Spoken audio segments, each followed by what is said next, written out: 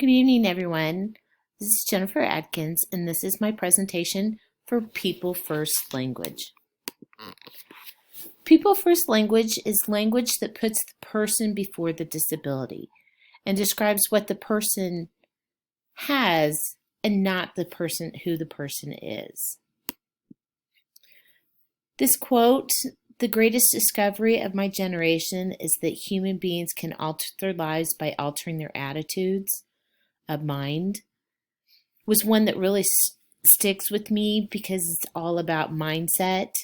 And I'm really big on if you have a positive mindset and if you can just change your mindset on things, it can change your whole perspective. Phrases that are said at my school, the majority of these I hear from kids, not necessarily teachers. But I will hear kids say they're special or you're special. They ride the short bus. A lot of times they say these and they're joking and they're not necessarily always talking about a special education student, but it's also said in the presence of a special education student.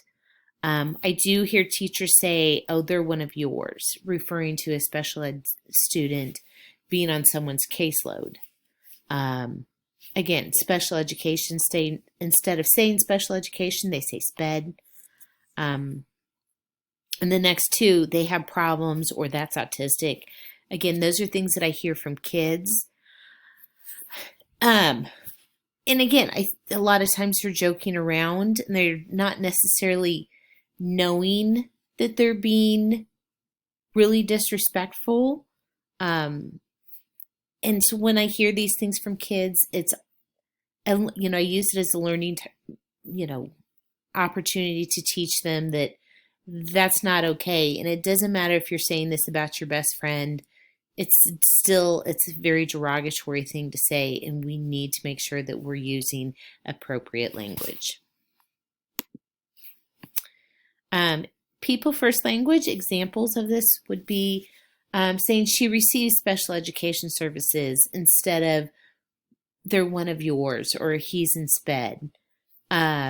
He has Down syndrome, not he's Downs. On a side note right there, I remember when I was getting my special education degree, one of my professors has a stepson with Down syndrome, and he was one of the biggest things that bothered him is when people would say Downs versus Down syndrome.